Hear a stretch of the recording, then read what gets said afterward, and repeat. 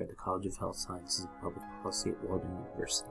And in this video, what I wanted to do is go over an article that I co-authored in, and I was primary author in this in terms of conception of the idea, trying to make sure that some of the critical components were there as far as insurance status, which was really interesting. So as we compared actually, and I'll get into the actual article because I also wanted to let you know that PubMed indexed journals are way more likely to be read by people, individuals within their, rather than non-PubMed types of literature. So this was in PubMed, which was very much an accomplishment. So here I'm gonna move the cursor over.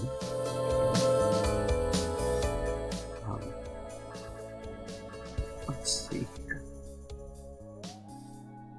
So I shifted over the frame a bit so that you can take a look more closely at what this was. And actually, another lesson to learn from this is that even a letter to the editor counts as sort of a brief paper. So sometimes, like the myth that there is about peer-reviewed scholarly journals that have to be 20 pages long is only a myth, because there's all sorts of avenues that you can do this, like letters to the editor or research brief, which could be still PubMed indexed. So this was PubMed indexed, and then what it is looking at pulmonary hypertension and the fact that right-sided heart failure is oftentimes neglected, and also that PH, pulmonary hypertension-related mortality, has to do with insurance status. So this is a very quick sort of course, logistic regression was utilized, and also some other forms of just looking at bar graphs. And so proprietary means that they pay for insurance from their job, but government, which is non-federal, and then non-proprietary. So both of those were much higher, especially in comparison to non-proprietary.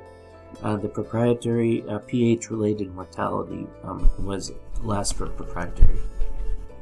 So what does that mean? Well, that means that pulmonary hypertension-related hospitalizations, which represented about 24,000 individuals. So this was a large sort of study in this. So the overall unadjusted odds ratio for death among those with Medicaid coverage compared to other types of health coverage, so let's take a look, was 2.31.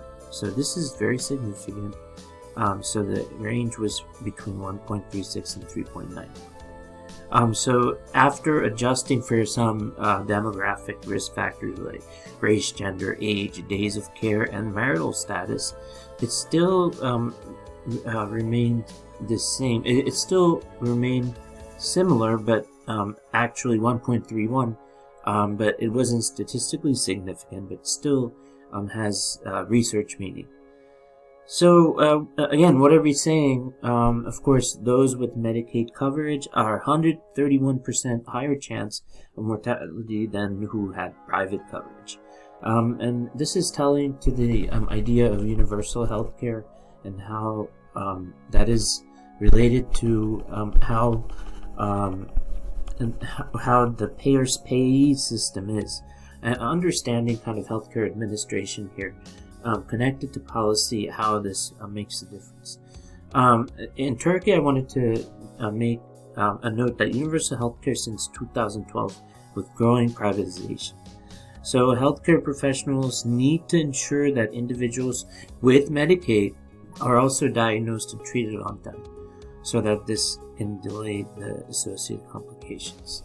So again, this was in the United States, even though it was a Turkish journal, and we were able to connect it to some of the shortcomings in the Turkish system as well. So again, 2000 to 2010 National Hospital Discharge Survey. This is one treasure trove of information which you can create research questions from. Thank you for listening.